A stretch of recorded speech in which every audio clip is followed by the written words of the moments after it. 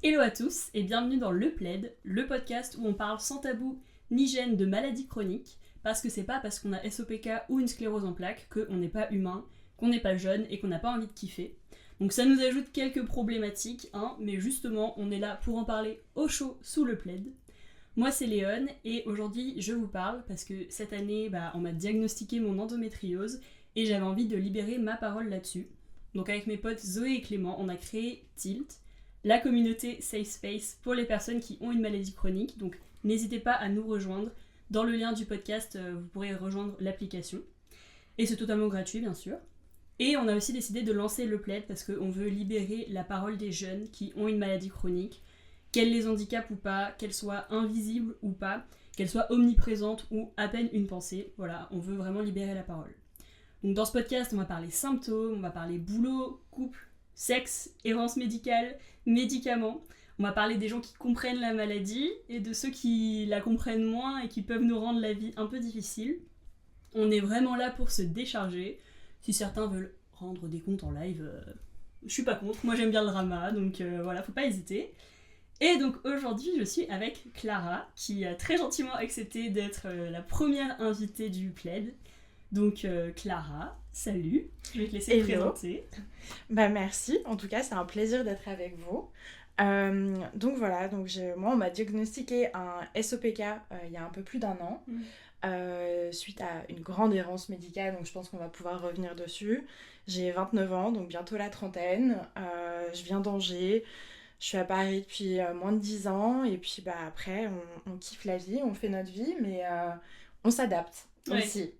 Et du coup, comme tu dis, 29 ans, mais diagnostiqué il y a un an. Ouais. Donc ça a fait à 28 ans. Ce qui, on le voit un peu dans l'univers des maladies chroniques, et pas si vieux. Mais à l'échelle d'une vie, ça fait vieux quand même. Ça fait du temps sans savoir. Ouais. Du coup, je pense qu'il y a aussi toute la question de se dire de quand est-ce que ce SOPK est arrivé. Est-ce que c'est suite à un arrêt de pilule qui m'a fait un rebond d'hormones? Est-ce que c'est des perturbateurs endocriniens depuis l'enfance, parce qu'on baigne dedans malgré tout, on se rend compte avec tous les sur le téflon, les ingrédients, enfin tous les trucs, donc c'est aussi de se dire est-ce que c'est récent, est-ce que c'est quelque chose qui a toujours été là, donc ouais, un peu tardif et en même temps pas si tardif, faut apprendre à vivre avec, mais on apprend, c'est le terme, je pense. Parce que donc on va parler de ton expérience personnelle. Vraiment l'objectif c'est que tu nous en dises plus, parce que souvent sur le sujet des maladies chroniques on le voit, des fois il y a de la littérature un peu globale, donc c'est peut-être on voit aujourd'hui il y a plus sur l'endométriose, un peu plus, pas beaucoup de recherche, donc on arrive à faire quelque chose d'un peu commun, mais il y a quand même beaucoup plus le côté expérience personnelle. Oui. Et enfin, c'est un truc de fou, mais on le voit, il y a vraiment ce côté, quelqu'un a une expérience personnelle, voit un point d'amélioration, il le partage, et forcément ça peut aider des gens dans la communauté. Donc on va passer du temps sur ton expérience à toi, parler un peu de diagnostic, symptômes, on va parler de fertilité, parce que sur le SOPK c'est un gros sujet. Ouais.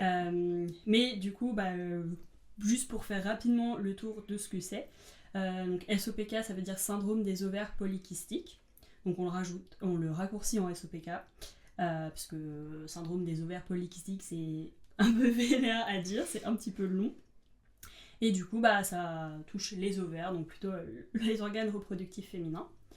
Et on va peut-être commencer par parler de tout ce qui est diagnostic. Ouais. Comment on en arrive à savoir qu'on a le SOPK? Souvent c'est autour de moi, toutes les personnes qui ont le SOPK, ça a été une demande qui a été faite des personnes elles-mêmes. C'est des personnes dont les médecins ont suggéré d'aller le faire tester. Donc c'est vraiment plutôt en parlant avec des amies qui elles-mêmes avaient été diagnostiquées, qui me disaient mais attends, mais là tu me parles de TCA, donc trouble du comportement alimentaire, c'est souvent chez les personnes avec SOPK. Aussi tout ce qui est psychologique, les personnes avec SOPK, vu que c'est hormonal, ça touche énormément le psychologique, donc t'es souvent beaucoup plus affecté par les anxiétés, la dépression, tout ce genre de choses. Moi je sais que j'ai toujours été dans le spectre hypersensible, mais je pensais juste que c'était ma personnalité aussi, ce genre de choses. Et moi il y a eu le gros sujet de mon surpoids. C'est un truc où j'ai eu beau faire tous les régimes, tous les trucs, ça ne bougeait pas. Et en fait, j'ai une amie qui s'est fait diagnostiquer du SOPK. Elle, c'est le genre de personne qui a vraiment foncé tête baissée dans les recherches. Et elle m'a parlé de la résistance à l'insuline. Parce que du coup, moi, on avait déjà fait les tests, j'ai pas de diabète, j'ai pas de cholestérol, tout ça. Et en fait, en grappillant un peu tout ce genre de choses, je me suis dit, il y a quelque chose. J'osais pas encore aller voir mon médecin parce que, en parallèle de tout ça, j'avais plein de errances médicales sur d'autres sujets. Et en fait, via le boulot, donc je travaillais dans une entreprise qui fait des objets de santé connectés. Et il y avait un truc de recherche pour lier la température au cycle. Et on m'a fait faire des tests d'ovulation pendant 3 mois. Et on s'est rendu compte que je n'avais pas d'ovulation. Ah oui. En fait. Du tout. Du tout. Wow. Donc le moment où c'est ça, t'as 28 ans, tu dis attends, donc je me tape des règles hardcore et en plus c'est pour que ça ne fonctionne pas derrière. La double peine pour rien. Exactement. Vraiment, super. Et donc du coup, je suis allée voir mon médecin, je lui ai dit bon bah voilà, moi ça fait plusieurs années où mes règles c'est de pire en pire. J'ai fait ces tests, on se rend compte que j'ai pas d'ovulation. Ok, c'est des petites languettes en papier sur lesquelles on fait pipi, donc à prendre un peu avec du recul quand même, mais en fait il y a des marqueurs qui n'étaient pas du tout là. Et avec tous ces éléments, elle m'a envoyé du coup faire les tests. Faut savoir que pour le SOPK, il faut avoir 2 tests sur 3 positifs. T'as pas juste un seul examen qui va te le valider. Donc c'est soit prise de sang, échographie et ou IRM. Et du coup moi j'ai fait échographie et IRM. Qui ont du coup tous les deux validé que j'avais un SOPK bien ancré avec plein de jolies kystes sur mes 2 ovaires. Du coup voilà. Ok. Et ça a pris combien de temps à peu près pour faire tout, échographie, IRM? Moi ça a été assez vite. Ouais. Parce que après c'est aussi mon type de personnalité, c'est que je suis du genre à beaucoup faire traîner les choses. Ça a été aussi le cas quand j'ai découvert mon SOPK, c'est que j'ai vachement fait l'autruche. Je me suis dit, bon bah, je reprends ma pilule, je vais mettre un peu sous le tapis. Mais une fois que je me lance dans les choses, je vais assez vite. Donc je pense qu'en 1 mois et demi, 2 mois, c'était fait. Ok, ouais. Ah ouais, rapide Ouais, par rapport à c'est ça. ça. Mais bon, t'avais aussi quand même ce truc de, je sais qu'il y a un truc... Oui. Parce que souvent, c'est vrai que quand t'arrives à vraiment bien insister auprès des médecins, généralement ça accélère, mais c'est vrai que dès que t'es pas très sûr de toi, c'est pas systématique, mais si effectivement il n'y a pas une vraie preuve, prise de sang, ou justement l'IRM, etc., s'ils n'ont pas un truc tangible et que toi t'es pas très sûr, souvent ils font un petit peu languille, quoi. Ouais, non, après pour le coup, moi je sais que j'ai un médecin général qui est très bien, qui m'accompagne beaucoup. Sachant qu'en fait en parallèle, donc comme je te disais, j'avais de l'errance médicale sur d'autres sujets. Il y a aussi la veille de mes 25 ans, on m'a annoncé que j'avais une mutation génétique qui s'appelle le BRCA1, qui du coup me rend beaucoup plus à risque d'avoir des cancers. Donc tu vois, déjà je sais que j'avais un pied un peu dans le domaine médical, et donc peut-être qu'aussi ça a rendu mon médecin peut-être plus à l'écoute sur ce genre de choses. Après, c'est sûr que c'est pas forcément le cas de tout le monde.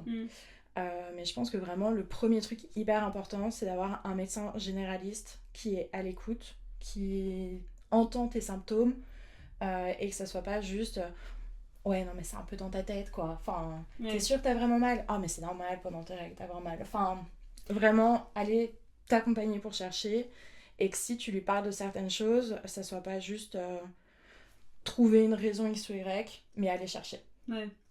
Et est-ce que ça s'était arrivé ou pas à toi? Parce que quand je regardais un peu des témoignages de personnes de femmes, mais de personnes aussi qui ont été diagnostiquées du SOPK, il y avait plusieurs personnes qui relevaient, par exemple, effectivement, qu'elles pouvaient aussi être en surpoids.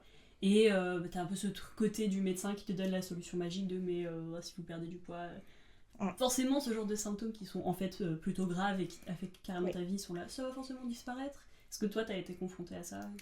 Alors moi du coup ça s'est fait aussi dans des ordres un peu étranges, c'est que du coup on a détecté, j'avais une non-alcoolique stéatose hépatique, donc en gros mon foie est en surcharge pondérale, donc il est gonflé de gras.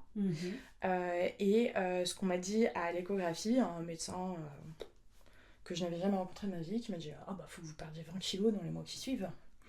Sauf que, en fait, quand tu recherches, tu te rends compte que mon pourcentage est peut-être complètement erroné. Peut-être mettez une petite étoile avec le bon si vous le trouvez, mais je crois que c'est 75% des femmes avec SOPK ou une stéatose hépatique, due entre autres à la résistance à l'insuline. Et en fait, c'est un cercle vicieux parce que tu ne peux pas perdre de poids à cause de cette résistance à l'insuline.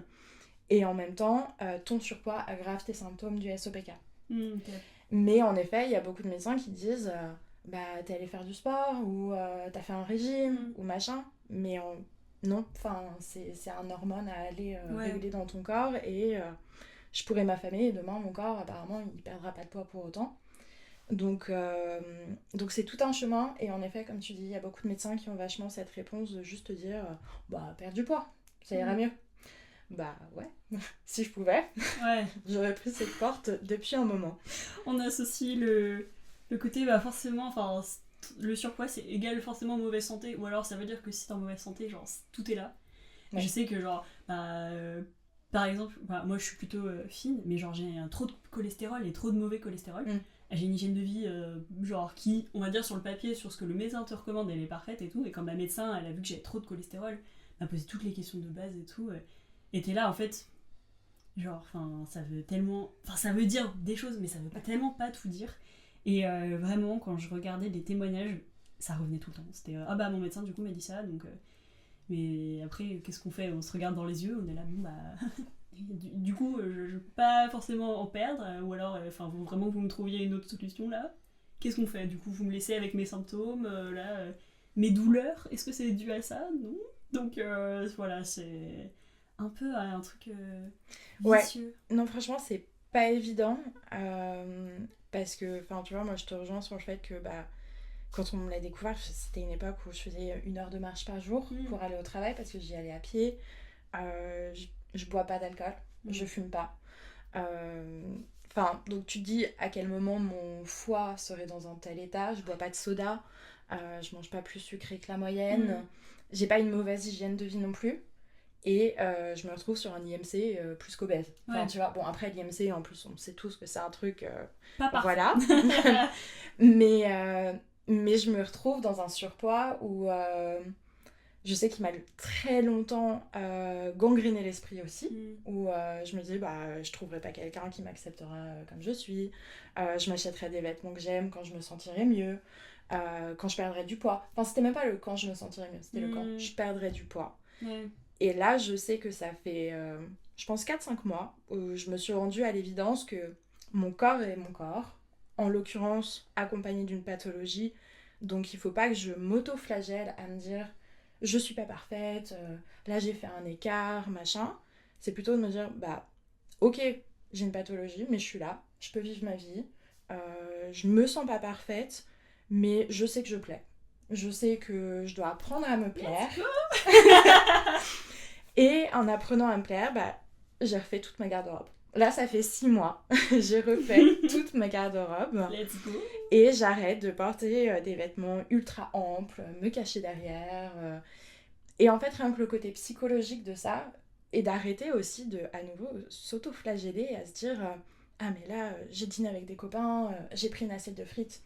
Non, c'est pas ça qui fait que tu es en surpoids aujourd'hui. Si, c'est ce qu'on fait tous, quoi. Donc, Voilà. Et d'un côté, ça peut paraître résilient de se dire c'est comme ça, machin. Mais en même temps, on n'avance pas et sinon on vit pas. Et c'est aussi, évidemment, essayer de chercher des solutions en parallèle et tout. Je dis pas d'abandonner le sujet. Mais c'est aussi se faire une raison et se dire ok, mon corps est comme il est. Je vais essayer d'avancer. Mais à côté de ça, je vais aussi accepter comme je suis et love yourself, girl. C'est ça, puis déjà comme tu dis, du coup t'as plein d'autres symptômes pénibles, etc. qui te font souffrir à différents degrés. Donc déjà, se concentrer aussi pour apaiser ça, effectivement te soigner, donc comme tu l'as fait en allant te faire diagnostiquer et tout. Voilà, il y a déjà beaucoup de choses sur lesquelles te soulager. Et puis, il y a ce truc, les médecins aussi, quand tu vois, typiquement, le médecin de base, il te dirait est-ce que vous buvez, tu bois pas, est-ce que vous faites du mouvement, tu marches. entre guillemets, enfin j'aime bien parce qu'à chaque fois ils posent les questions un peu de base et genre bah ouais, même si t'es en surpoids, des fois t'es très très très bien, voire parfait dans ton hygiène de vie.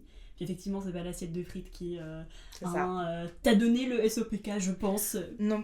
Sinon, oulala. Puis peut-être que les hommes l'auraient aussi du coup. Mais ouais, des fois peut-être que la médecine serait plus loin aussi. Mais bon, on va pas régler nos comptes là-dessus maintenant, mais wink wink. Je pense qu'on fera des épisodes spéciaux, petit segway sexisme, médecine et maladie chronique. Je pense que là on aura de la matière, tu reviendras dans le podcast. Avec plaisir.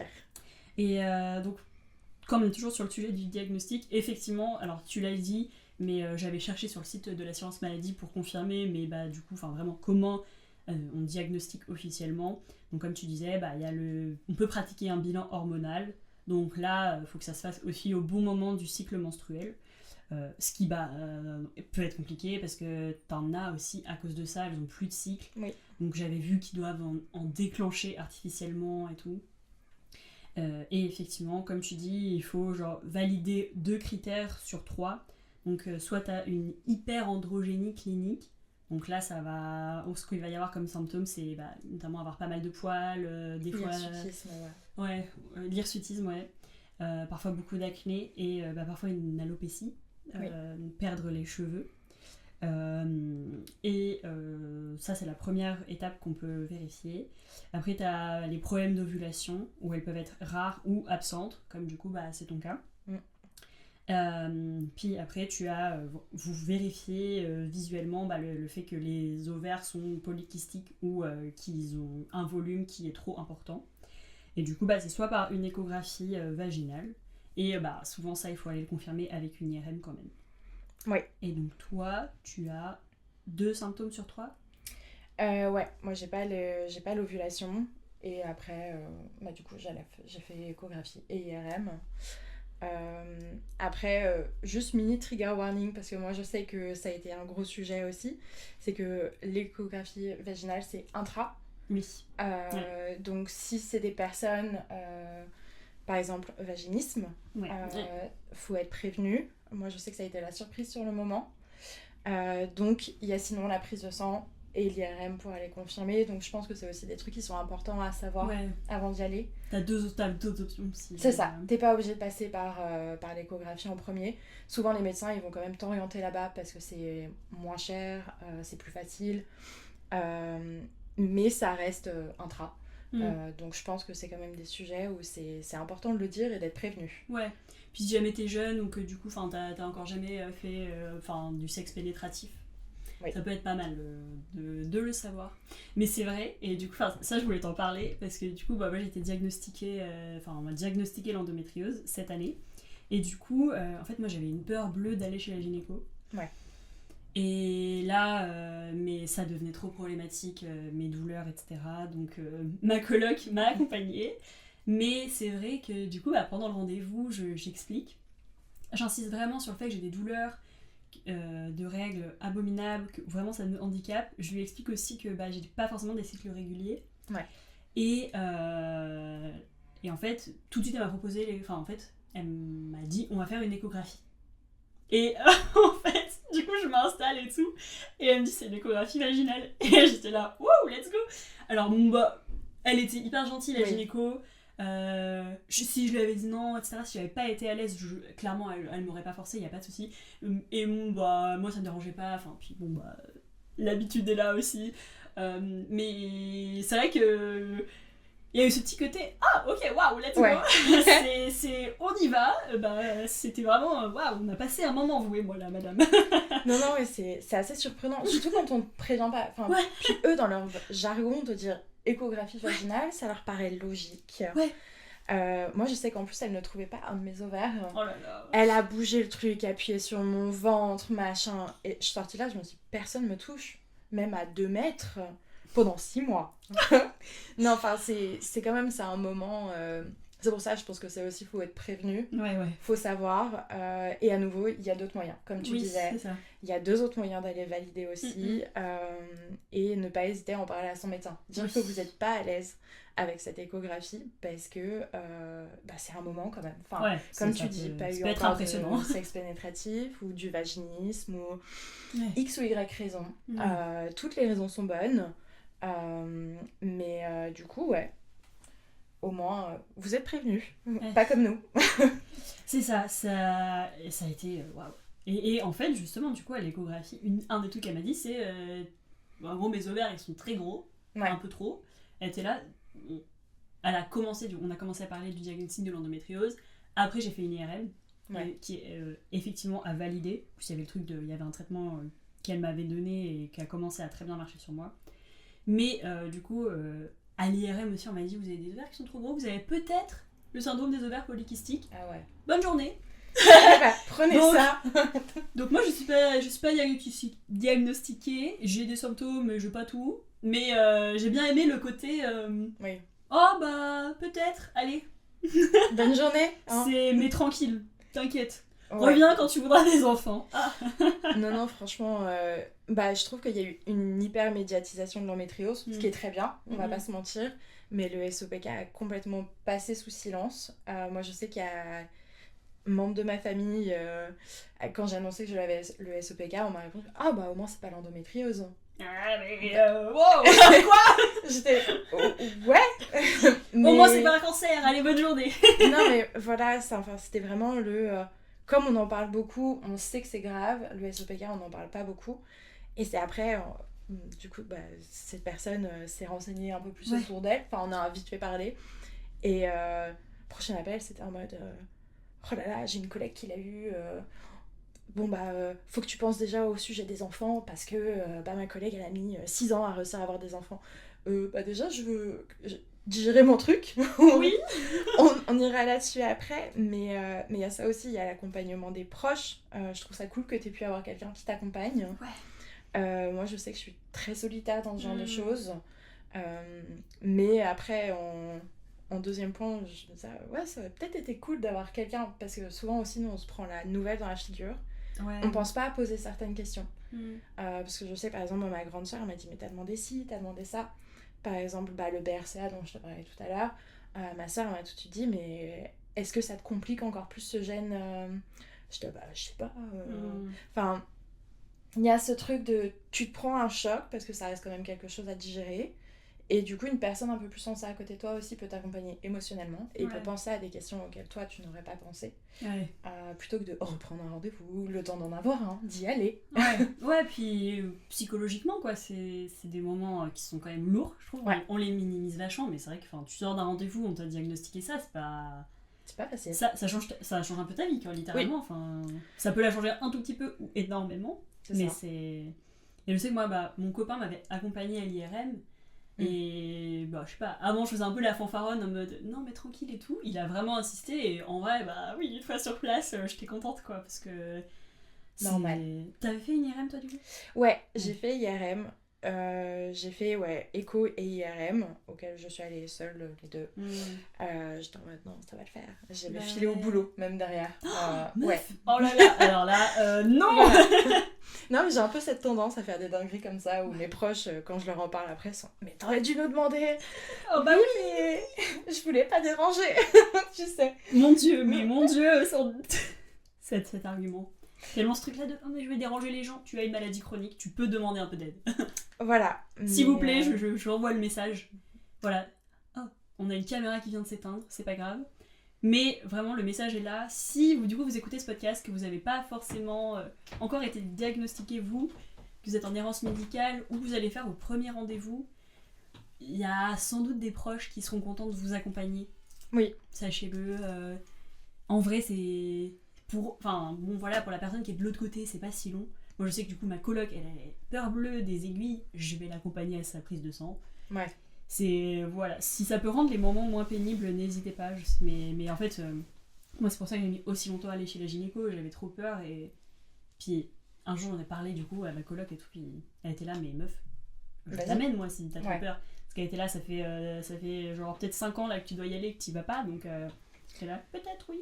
Non, puis même, je pense que c'est important pour nos proches de pouvoir être là pour nous. Enfin, comme nous, on serait presque vexés si nos proches ne nous demandaient pas de l'aide. Mais c'est sûr que quand c'est le schéma inverse, on s'y remet jamais vraiment. Ouais. Mais en effet, je suis totalement d'accord. Demandez à vos proches de vous accompagner. N'hésitez pas. C'est important. Comme ça, si vous avez une échographie vaginale surprise, bah, vous pourrez en rigoler après.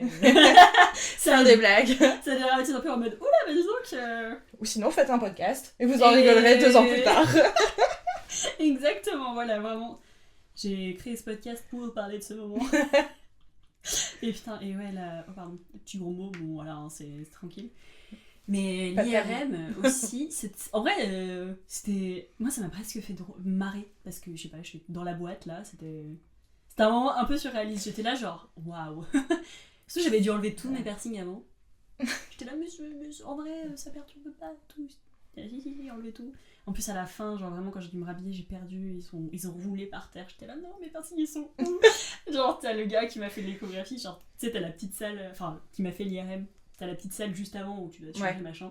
Il a rouvert la porte 3 fois, puis à chaque fois, j'étais par terre en train de chercher mes piercings. Il était là, genre, ah, vous avez pas fini. Ok. Voilà. Donc, on en sait un peu plus sur le diagnostic. Donc, si jamais vous reconnaissez même un peu là des symptômes dans ce que Clara a raconté, vous avez un peu plus d'infos là-dessus et n'hésitez pas à en parler autour de vous. Posez des questions à votre gynécologue, votre médecin, si vous prenez des rendez-vous. Et sinon aussi, site de l'assurance maladie, des recherches sur internet. Vous pouvez du coup aussi sur Tilt poser des questions. Il y aura des tonnes de gens qui seront ravis de vous répondre. Vous pouvez aussi envoyer des messages aux gens. Enfin, voilà, en vrai, on n'est pas aussi seul qu'on le croit. Je pense que des fois, on s'isole beaucoup dans notre tête. Non, puis c'est en discutant qu'on se rend compte que c'est ça, on n'est pas seul. Et qu'il y en a d'autres qui sont passés par là. Et qui peuvent aussi nous sortir parfois de certaines errances médicales. Ouais, ouais, genre moi par exemple, c'est en parlant, puis que les gens ils ont vu à quel point ça m'affectait, qu'ils étaient là, va chez la gynéco, endométriose, ok.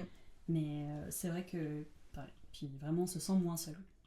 Donc maintenant qu'on a un peu parlé du côté diagnostic, et du coup un peu, j'avais tout un peu sur les symptômes, mais je pense que t'en as évoqué pas mal. Et puis après, genre j'ai quelques petits points où on va revenir dessus. Mais du coup, un gros sujet dans ce qui concerne le SOPK, c'est la fertilité. Oui. Donc, on va en parler un petit peu. Est-ce que toi, tu veux me raconter un peu ton expérience là-dessus, ce que tu anticipes ou pas Du coup, alors moi, pour la petite anecdote, je suis une grande célibataire de longue date. Donc, c'est pas comme si actuellement j'étais avec quelqu'un où on se posait une question d'enfant ou quoi que ce soit. Mais après, forcément, il y a la petite question qui taraude.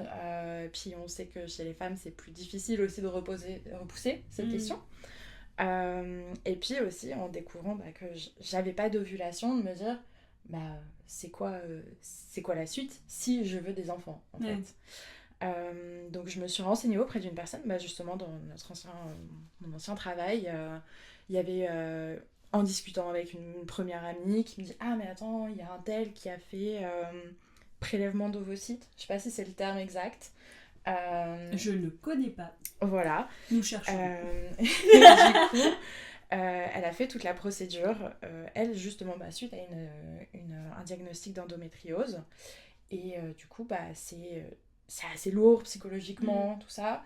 Mais c'est une opération non, pas vraiment. En fait, tu vas te shooter aux hormones pour avoir une ovulation et on va venir chercher tes ovocytes et gentiment les congeler.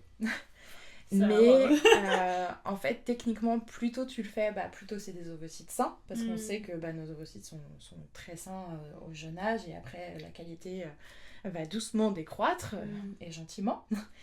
Et donc moi, je sais que c'est quelque chose que je commence à un peu regarder parce que je me dis je m'approche de 30 ans, même si j'ai pas de compagnon aujourd'hui, je sais que j'aimerais avoir des enfants un jour.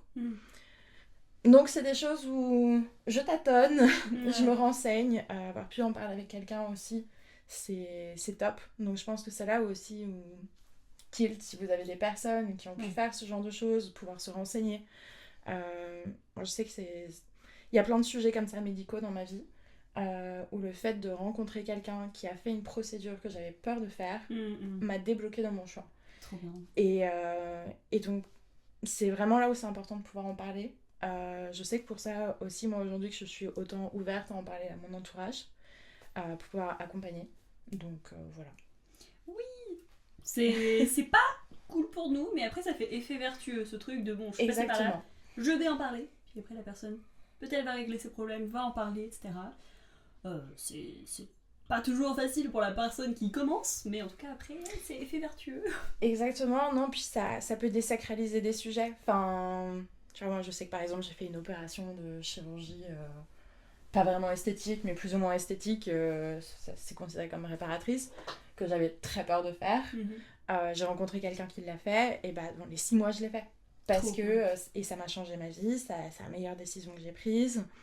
Là, tu vois, d'avoir rencontré quelqu'un qui a congelé ses ovocytes, enfin, bah pareil, je me dis, c'est un truc, ça a l'air de faire hyper peur. Sur le papier, tu lis les trucs, enfin, le site de l'assurance maladie, honnêtement, est très bien fait sur beaucoup de sujets, mais ça reste médical. Et il n'y a pas ce côté humain, il n'y a pas ce côté ressenti qui dédramatise, parce que eux sont aussi obligés de t'annoncer un peu le pire des scénarios en même temps. Oui, c'est mieux de prévenir. Exactement. Un peu de douceur ne ferait pas de mal. Voilà. Et vraiment, ouvrir la discussion, parler des choses, en général, il n'y a rien de mieux que ça.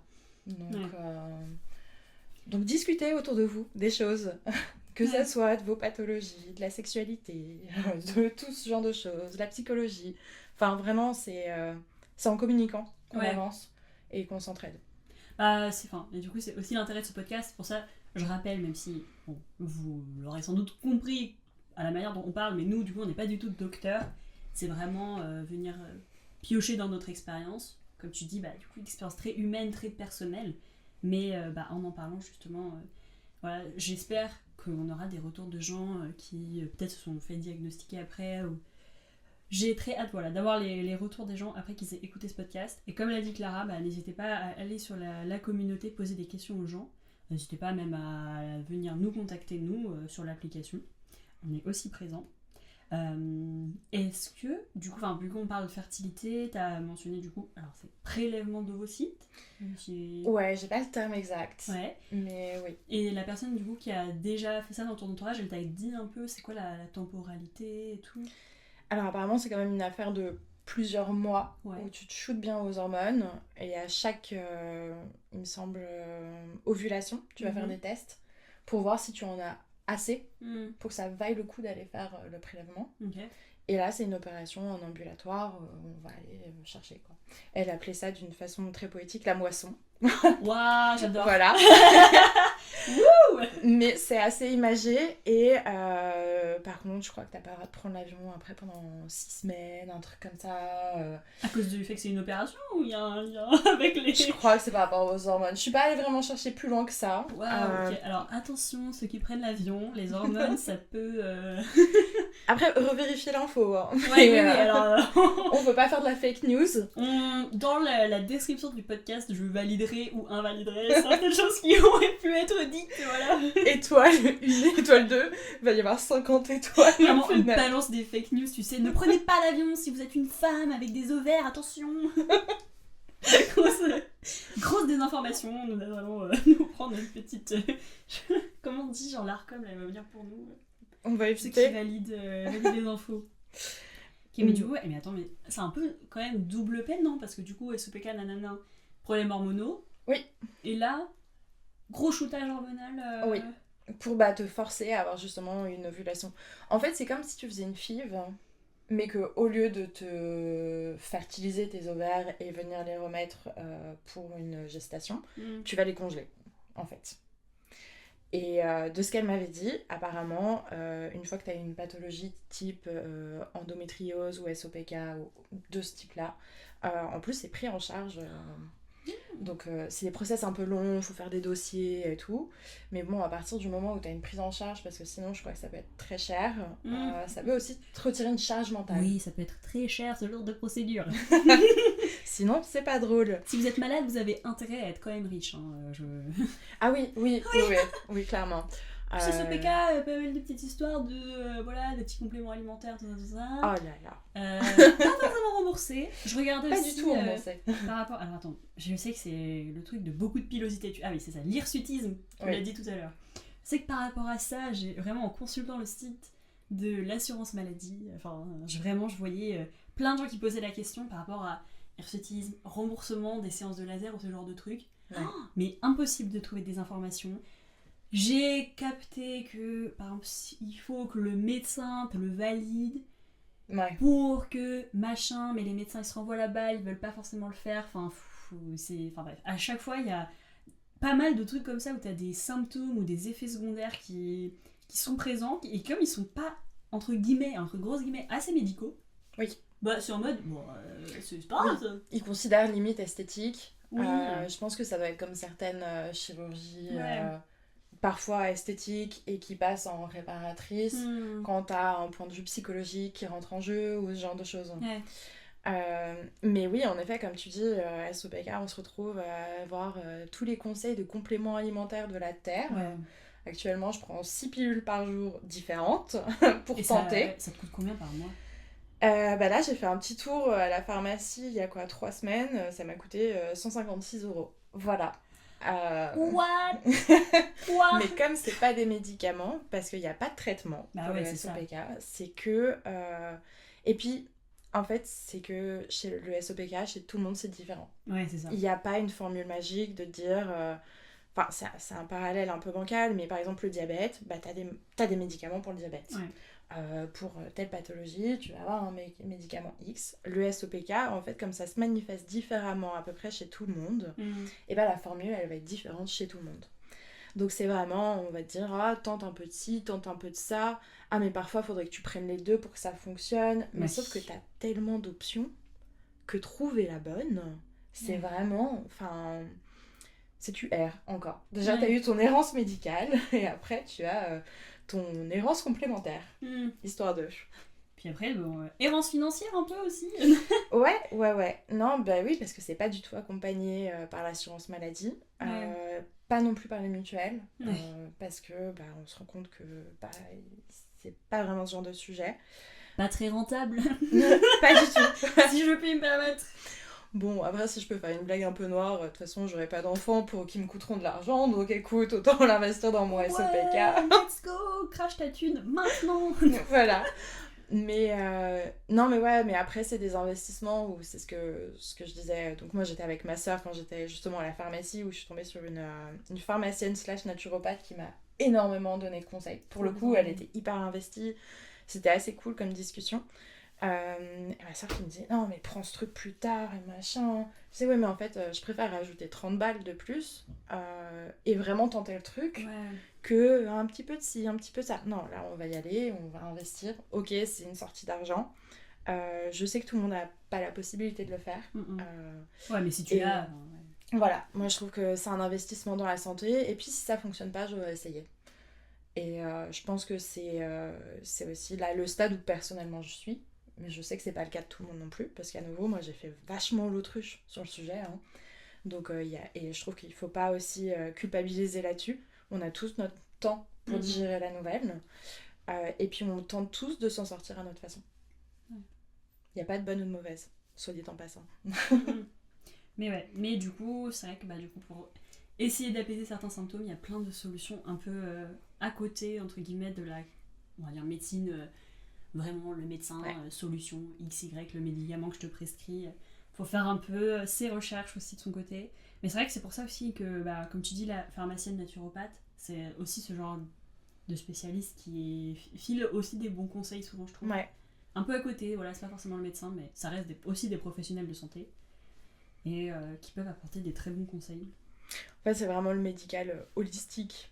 Enfin, si je peux dire, c'est vraiment, faut tout inclure dedans. Quand tu regardes bien, idéalement, en fait, il faudrait y avoir une alimentation limite qui suit tes cycles, ton sport qui suivrait tes cycles, mais encore faut-il vraiment avoir des cycles. Enfin, si tu veux être le patient parfait, c'est vraiment ton rythme de vie entier qui suit ta pathologie. Après, on sait que c'est pas tous faisable, mais il y a des solutions pour essayer et tenter de trouver une solution. Ouais, c'est vrai, comme tu dis, vivre selon ces cycles, ça peut beaucoup aider. Ouais. Donc voilà, si jamais... bon, on pourra peut-être faire un épisode là-dessus d'ailleurs, mais n'hésitez pas à regarder, parce qu'en fait, il y a 4 phases différentes dans le cycle menstruel. Et en fonction, on a les niveaux d'énergie, les niveaux hormonaux qui varient. Voilà, enfin, par exemple, la journée de 24 heures, ça est très réglé, c'est le cycle hormonal masculin. Le cycle hormonal féminin, lui, il est plus basé sur...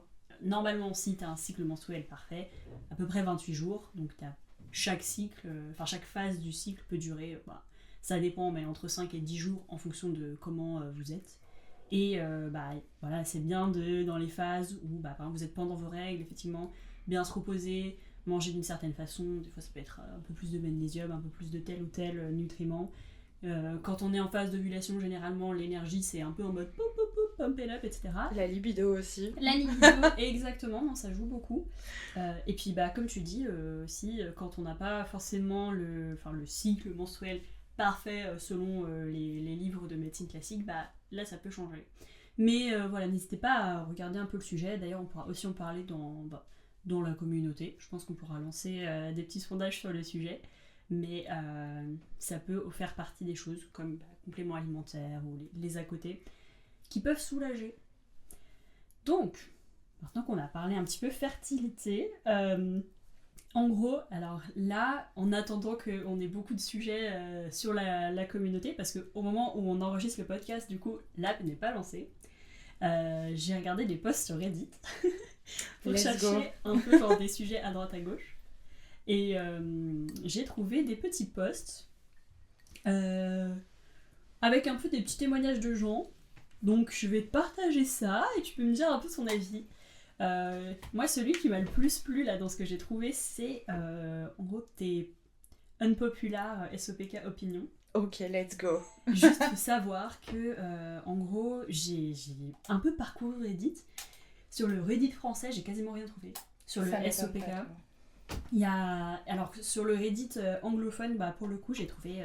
les communautés étaient plus grosses et il y avait plus de sujets, même notamment le prochain épisode du podcast ou le premier, on verra dans quel ordre on vous les sort, mais on va faire un épisode sur le cul, donc notamment le sexe. Et bien sûr, c'était beaucoup plus libéré la parole sur le Reddit anglophone. Mais bref, tout ça pour dire qu'actuellement, on vous mettra les liens des posts dans la description, mais je suis en mode traductrice, voilà, pour te lire tout ça. Et ce qui est marrant, c'est que j'ai pris un peu des unpopular opinions, il y en a 2 qui vont se contredire, du coup je suis contente, je vais pouvoir te demander ton avis. En gros, la première que j'ai trouvée, donc c'est quelqu'un qui disait que pour elle, la communauté médicale n'est pas du tout éduquée sur le SOPK aujourd'hui, et il ne semble même pas forcément très intéressé, et elle disait que elle la trouvait dans son expérience que une personne qui avait été vraiment diagnostiquée, en tout cas qui avait une expérience avec le SOPK, était limite en savait plus qu'un médecin. Alors on est sur une opinion très tranchée, et ce qui est marrant, c'est que de l'autre côté, j'avais quelqu'un qui disait qu'elle était énervée contre tous les, entre grosses guillemets, mais tous les influenceurs SOPK, qu'elle les trouvait un peu shady, parce que aussi, en fait, ce qui est bien, c'est que comme le sujet commence à être un peu plus connu quand même, t'as des gens qui en parlent sur les réseaux sociaux, donc encore une fois, je trouve plus sur le TikTok ou l'Insta anglo-saxon, mais du coup, on a un peu ces espèces d'influenceurs SOPK qui commencent à popper. Et du coup, cette personne-là, elle disait, moi, ça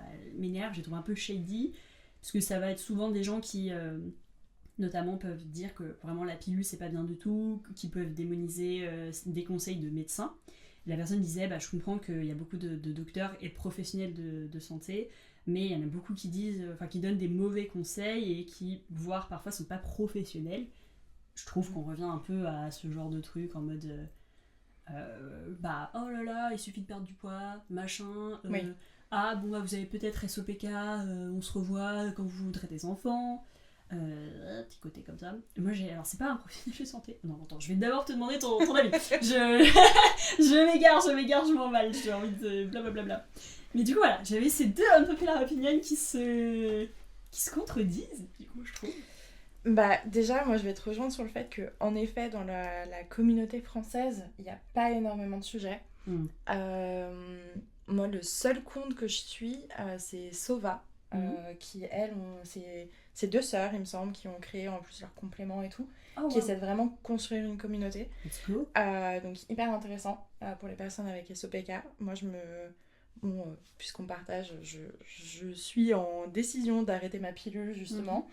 Et justement, pour accompagner mon arrêt de pilule, je pense que je vais prendre les compléments Sova pour essayer d'éviter le rebond hormonal, le fameux, de l'arrêt. Mais sinon, après, en effet, tous les influenceurs que j'ai trouvés étaient quasiment que anglo-saxons. Pour la petite histoire drôle, je parlais avec un mec d'une app de rencontre il y a encore 2-3 semaines, qui était médecin généraliste. Et je sais pas trop pourquoi, à un moment on arrive sur le sujet où je dis que j'ai le SOPK, le mec ne savait même pas ce que c'était. Et, attends, il était médecin généraliste ? Médecin généraliste. Voilà. Mais qu'est-ce que vous faites en école de médecine ? Attendez, les médecins là, genre commentez, parce que comment ça en fait rassurez-nous sur la communauté médicale, s'il vous plaît. Bon, après, c'est pas un qui va nous confirmer toute la communauté, mais quand même, sur le moment, je me suis dit, mais t'es d'accord ou...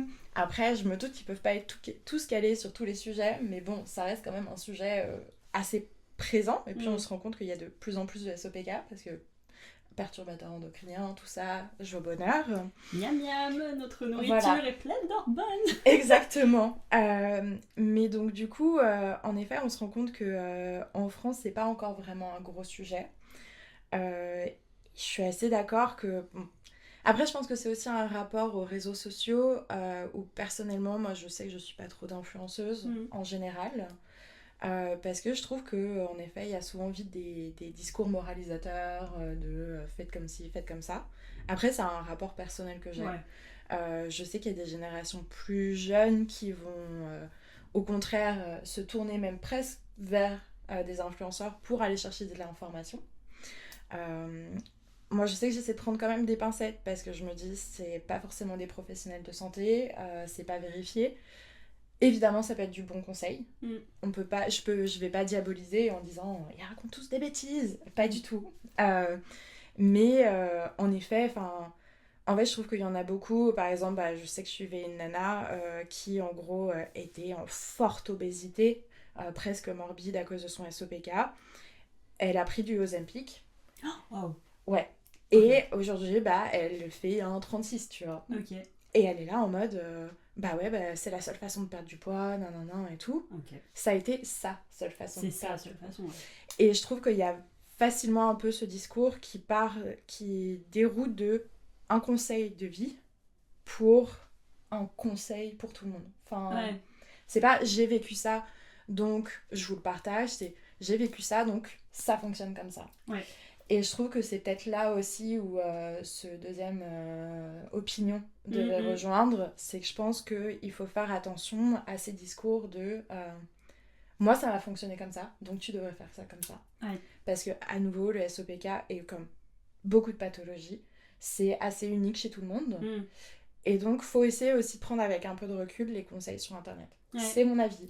C'est peut-être une unpopular opinion aussi, hein. Non, alors, en vrai, moi je pense que t'as totalement raison. Déjà, de base, tu l'as dit, mais genre par contre pour moi, quand tu as une information, et ça c'est pas que dans le médical, hein, c'est vraiment dans même votre appréciation de l'information en général, 2 sources. Ça c'est la règle de base, 2 sources diversifiées. Ça garantit pas que l'info est bonne, mais ça la garantit plus que si c'était une source. Même, en fait, j'ai envie de dire, même si la source n'est pas forcément vérifiée, type un avis sur les réseaux sociaux, toujours 2 avis, en fait, 2 validations, entre guillemets. Moi, j'adore les réseaux sociaux, je m'informe beaucoup comme ça, mais il me faut... en fait, si c'est un truc sur lequel je vais devoir prendre une décision ou quoi, ou qu'est-ce, effectivement, si c'est en mode, on me dit, machin, j'adore Taylor Swift sort avec machin, ok, let's go, c'est gaulerie, je peux prendre l'info comme ça. Oui. Si c'est, je vais te prendre Ozempic pour maigrir, Allons plus loin. 2 sources. On a au moins 2 sources à chaque fois, s'il vous plaît. Donc sur ça, en fait, je suis d'accord. Je trouve qu'il faut toujours valider quand même son information, surtout quand c'est du médical. Oui. Et ça, tu l'as dit, et pour moi, ça touche un point hyper sensible. Mais ce côté, ma solution, c'est une solution universelle. Pour moi, on tombe dans cet écueil qui est partout, mais très très présent sur les réseaux sociaux et avec les influenceurs. Les influenceurs, il y en a quand même beaucoup qui sont là pour te vendre un truc. Oui. Et du coup, c'est... Déjà, il faut savoir que quand même, tu as beaucoup d'influenceurs qui sont sponsorisés. En vrai, c'est totalement ok, mais du coup, il faut juste vérifier le quoi aux caisses. Mais effectivement, par exemple, même un influenceur qui vous conseille tel ou tel complément alimentaire, il y a aussi ce truc-là de juste faites attention. Souvent, il y en a qui sont sponsorisés, etc. Ça veut pas dire que c'est pas bien, mais ça veut juste dire que on fait une double vérification. Hein. Et du coup, je suis complètement d'accord dans ce truc que tu dis de... genre, t'as ce truc de ma solution elle est universelle, parce que j'essaie quand même un peu de vous la vendre. Ouais, non, ça, je suis complètement d'accord. Et puis ça va vraiment sur beaucoup d'autres sujets, comme tu dis, pas que le médical. Il y a eu des gros scandales avec des personnalités de renom avec des thés détox qui au final étaient juste laxatifs au lieu d'être détox. J'en ai pris. Voilà. Léon, 14 ans, anorexique. Voilà. Non mais en fait c'est ça en terrible, plus. hein. C'est que les réseaux sociaux ça abîme notre image de soi et en fait on a envie de tous ressembler à un template. Donc ça rejoint aussi le sujet de plutôt sur le surpoids, tout ça, enfin c'est facile à dire, hein. J'ai 28 ans, 29 maintenant, je suis suivie par une psy, tout ça, et je suis à peine en train d'essayer de m'accepter, mais on est tous différents, on a tous des corps différents, nos corps fonctionnent différemment. Après, il y a des choses qui sont assez universelles, évidemment. Manger à peu près équilibré, faites du sport, bougez quand vous le pouvez. Mais à côté de ça, en effet, comme dit Léon, on vérifie les sources, on vérifie... si vous achetez un complément, regardez aussi les ingrédients. Allez regarder sur Internet à quoi ils servent ces ingrédients. C'est pas juste un truc qui est là pour ça. Enfin... Donc les oui, gummies. Oui, non, c'est les ça. Gummies. Le truc pour faire pousser les cheveux. Moi, ma plus grosse peur, c'est de finir ours, en fait. En plus, c'est un bonbon, enfin... Non, mais c'est ça. C'est 99% bonbon. Non, mais oui. Enfin, alors, moi, c'est à peu près le seul avantage de mon corps, c'est que j'ai aucun poil, quasiment. Donc, je préfère avoir peu de cheveux, au final, que de faire pousser ma pilosité. Ouais, bon, mais ça va, quand même, t'as une bonne... Oui, ça, je m'en tire bien. Il y a une bonne chevelure, là, pour ceux, alors, ceux qui écoutent sur les plateformes, vous voyez pas, mais Clara a quand même beaucoup de cheveux. Si je puis me permettre, voilà, un petit commentaire sur la chevelure. Ils sont même plutôt jolis, donc voilà. Tu as de la chance, tu n'as pas ce symptôme qui est effectivement... oui. C'est un des symptômes, effectivement, on l'a mentionné, mais je crois un peu brièvement, mais c'est que... L'alopécie, ouais. L'alopécie, donc perte de cheveux. Pas fatale, mais effectivement, dans nos sociétés plutôt valorisées pour une femme d'avoir des cheveux, plutôt dévalorisées de ne pas en avoir, ou d'en avoir des très courts, blablabla. Donc c'est un peu inconvénient, surtout que même chez les hommes, en fait, l'alopécie, généralement, c'est pas toujours... ça te met pas toujours full bien dans ta peau. C'est pas la mort, mais en tout cas... c'est comme beaucoup d'autres sujets, ça provoque des mal-être physiques et psychologiques. Et comme me l'expliquait ma psy, c'est qu'une anxiété entraîne des stress, et le stress crée des pathologies. Et c'est des joyeux cercles vicieux. Ouais. Donc c'est pour ça aussi, n'hésitez pas à vous faire suivre par des professionnels de santé mentale, qui peuvent aussi vous accompagner, vous donner des outils pour gérer les différentes sources de stress que vous avez. Moi, je fais partie des personnes qui considèrent que de base, on devrait tous aller voir des psys. Mais au-delà de ça, même avec une maladie chronique, c'est des charges mentales supplémentaires qu'il faut apprendre à gérer. Ouais. Et accompagnez-vous, parce que vos potes, ils ont toujours la meilleure intention au monde. Ils pourront pas forcément vous donner les meilleurs outils parce qu'on est biaisé. Forcément, on veut le meilleur de notre pote. Et puis, on n'a pas toujours toutes les versions non plus. Donc, n'hésitez pas à aller vous faire accompagner au-delà du médical physique. Ouais. Et alors, après, on sait que les psys, clairement, ça coûte cher, ça coûte une blinde. Tout le monde peut pas se le permettre. Mais si jamais, du coup, par exemple, vous êtes dans un parcours pour vous faire diagnostiquer, si vous arrivez en Segway à...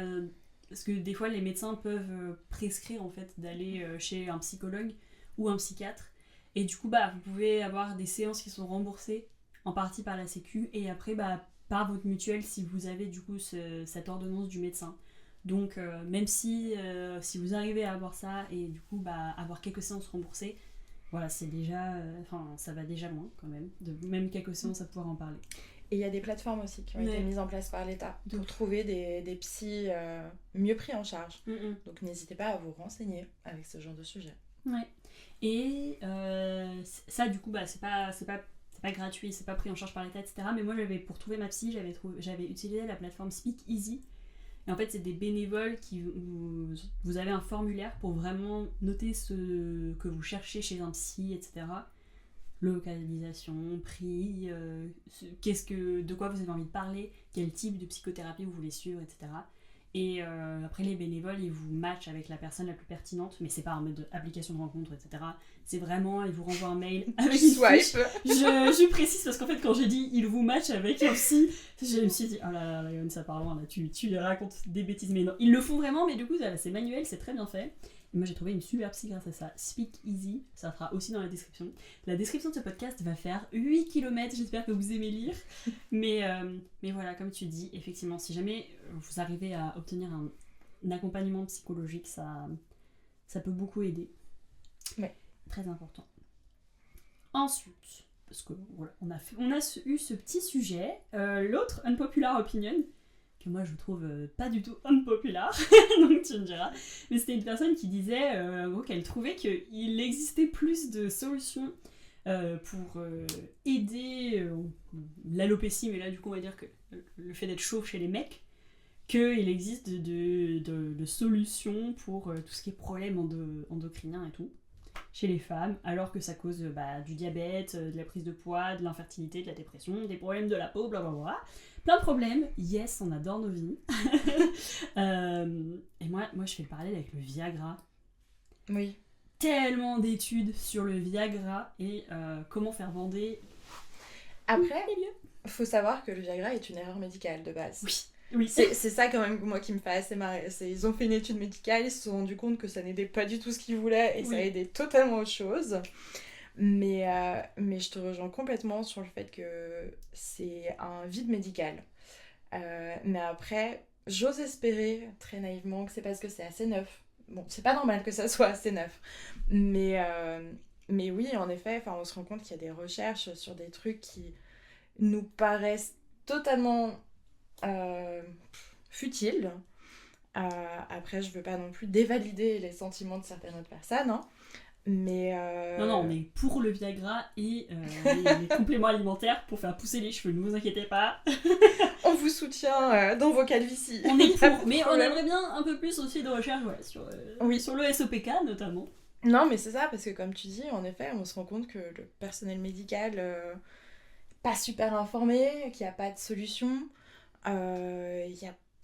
C'est une errance totale. Et comme tu dis, en fait, les hormones, c'est vraiment au centre de toute notre santé. Et s'ils vont pas bien, il n'y a rien qui va bien. Non, clairement. Et tu vois, moi, comme je te disais, j'ai une errance médicale sur plein d'autres sujets. On se rend compte qu'au final, c'est probablement à cause de mon SOPK que j'ai eu tous ces autres problèmes. Donc une stéatose hépatique, donc mon foie. C'est-à-dire que par exemple, je ne peux pas boire d'alcool sans être malade dans les 30 minutes qui suivent. Ah, purée, ouais. Mais quand je te dis malade, c'est comme si je faisais une intoxication alimentaire. Ah, puis en plus, le foie, j'ai des douleurs, machin. J'ai ce qu'on appelle l'intestin irritable, qui est du coup grandement empiré. En fait, il était là de base, mais il a été grandement empiré par mon SOPK. Enfin, tu vois, c'est plein de trucs où par un dérèglement hormonal, et il y a tout qui part à volo parce que en fait c'est la base centrale de notre santé. Et du coup et la seule réponse qu'on va nous donner quand on va parler d'hormones à des médecins, c'est la pilule. Alors mais super Gilbert. Exactement. Après, ils veulent bien faire. Oui, et puis c'est parce qu'il n'y a pas d'autre solution en effet.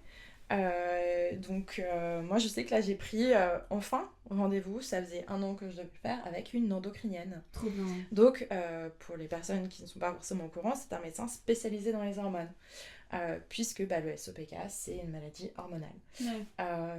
Donc à nouveau, ça va être refaire des tests, on va probablement recommencer un peu de zéro tout le process. Je vais arriver avec mon constat, mon diagnostic. Mais oui, en effet, il n'y a rien qui aujourd'hui... C'est assez frustrant, en effet. quand tu vois ce genre de choses. Mais bon, après, on va espérer que c'est pour que ça arrive plus tard. Ouais. On croise les doigts. Ouais. Et en fait, genre, ça, tu me diras si tu le savais, mais vu qu'on est sur le sujet, genre, je voulais en parler, mais du coup, pourquoi il n'y a pas forcément autant de littérature et de solutions pour, on va dire, les problèmes qui sont spécifiques au corps féminin? C'est parce que pendant longtemps, dans la médecine, en fait, on considère, genre, l'homme était la base, en fait. Ouais. C'est l'être humain par défaut. Donc en fait, on va développer des solutions, mais que pour les hommes. Mais c'est hyper con, mais même le Doliprane, les trucs comme ça, c'est testé sur les hommes. Donc, entre guillemets, parce que ça a évolué, ça commence à changer, etc. Mais la majorité des tests médicaux, des recherches médicales, elles sont faites sur des sujets qui sont des corps masculins. Et du coup, on sait que ça marche ou pas sur ces corps. Mais en fait, vu qu'on a, nous, des systèmes hormonaux, etc., qui sont très différents, on n'a pas forcément le même corps, on n'a pas les mêmes systèmes reproductifs, etc. Donc ça entraîne quand même beaucoup de changements. Et y a beaucoup de choses, même des médicaments qui marchent moins bien sur les femmes, ou des fois même qui marchent trop. Et enfin bref, c'est hyper con. Par exemple, on vous dose différemment le Doliprane en fonction de votre poids. Mais oui, il faudrait penser que comme on n'a pas exactement les mêmes corps, c'est pas forcément exactement toujours les mêmes molécules, etc. Et le deuxième point qui fait qu'on a moins... c'est-à-dire qu'en tout cas, pas forcément les solutions sur les problèmes spécifiques aux femmes, mais de manière générale dans la médecine, pourquoi les médicaments, etc., sont mieux adaptés pour les corps des hommes. Et c'est parce que du coup, les tests sont faits majoritairement sur des sujets masculins. Ouais. Aussi, pourquoi c'est ce côté, le cycle hormonal est différent. Chez les femmes, il varie sur 28 jours. Les hommes, c'est plus sur 24 heures. Du coup, ça coûte plus cher de faire des tests sur les sujets féminins parce qu'il faut les étendre sur une période un peu plus longue. Parce que tu as des périodes du cycle où ça va très bien marcher, des périodes où ça marche moins bien. Et ça coûte plus cher de faire des tests sur les femmes, quoi. Coucou le capitalisme. Ouais, c'est ça le capitalisme. Et du coup, en fait, ça entraîne le sexisme, du gros sexisme médical. Mais il y a beaucoup de sujets, très con aussi, la ceinture de sécurité. Oui, exactement. Voilà. Mais oui, j'avais vu pas mal de choses. Pardon, j'ai fait oui, genre trop bien, exactement. Sexisme, même dans les voitures, on adore. Mais oui, j'avais vu aussi par exemple sur les symptômes, par exemple pour les AVC ou les choses comme ça, les femmes n'ont pas les mêmes. Sauf qu'on connaît les symptômes sur hommes. Après, j'ai vu aussi plein de trucs comme ça. En fait, comme tu dis, nos corps, ils sont différents. Ils agissent différemment, ils réagissent différemment. Par exemple, rien que le foie d'une femme est beaucoup plus sensible que le foie d'un homme. Okay. C'est pour ça qu'on tient moins bien l'alcool souvent. Qu'une femme alcoolique va souvent périr plus facilement qu'un homme. Enfin... Oh non. Oui, malheureusement. Zut, je vais arrêter de boire. En fait... on est tous là pour l'égalité, hein. Je vais pas changer mon discours non plus là-dessus, mais nos corps sont différents, ils sont pas conçus de la même façon. Un corps d'homme, il a évolué sur un développement physique musculaire, et malgré tout, le corps de la femme a plus évolué sur la gestation, pouvoir accueillir. Enfin, c'est pour ça que par exemple, c'est pas sain pour une femme d'avoir un ventre parfaitement plat. Elle est censée avoir la petite bosse qui est là en fait pour justement avoir ses organes génitaux, les protéger. C'est pour ça aussi que par exemple les régimes sur les femmes fonctionnent beaucoup moins bien. Parce qu'en fait un homme il va pouvoir faire une sèche, avoir du muscle qui va se construire parce que à nouveau corps, bataille, guerre. Alors que le corps d'une femme, en fait si tu le mets en régime, il ne fait pas la différence entre régime et famine, le corps. Et donc en fait dès qu'il va avoir le moindre rapport, il va tout stocker au cas où tu aies une gestation qui va arriver pour pouvoir toujours accueillir la vie, te nourrir et nourrir. Donc en fait, nos corps réagissent totalement différemment. Donc à nouveau, je reviens sur ce fameux médecin à qui j'ai parlé quelques semaines par message, qui à un moment me dit « Ouais, mais t'as tenté de faire un régime ?» Et j'étais là en mode « Mais on fonctionne pas pareil. Est-ce que je dois t'apprendre ton métier, s'il te plaît ?» Tu veux dire quoi ? On fait quoi ? On fait un régime keto ? On fait un régime alors qu'on se rend compte qu'ils sont tous mauvais. Le truc, c'est de trouver un équilibre. Tu veux que je baisse mes calories, c'est ça en fait. Non, mais disons les termes. Voilà. Tu veux faire un régime ? Lui, il se lançait dans un truc du camp ou je sais pas quoi, où c'est un hyper rapport protéine. Mais du camp, ça a été débunk en plus. Ah oui, mais... Oui. Wow. Oui, je donnerai pas son nom, mais n'allez pas dans son cabinet. Pas de régime du camp, ok, ça a été débunk, ça ne marche pas. Non, ouais, complètement. Donc oui, c'est ça, nos corps sont différents, on réagit différemment. Et en effet, la médecine, c'est basé sur les hommes. On était occupés à autre chose, apparemment. Mais du coup, oui, donc, à nouveau, on a des remèdes pour des choses X et Y, mais pas encore vraiment sur le corps des femmes. Rappelons-le que le clitoris a été découvert dans les années 80. Voilà, rien que la petite preuve aussi. Grosse pensée à toutes les femmes avant les années 80. Franchement, vous étiez présentes, c'est bravo à vous, parce que waouh. Non mais première autopsie, enfin pas découvert non plus, mais des premières autopsies qui allaient vraiment voir l'organe et se rendre compte que oui, c'est un organe à part entière qui est conçu juste pour le plaisir.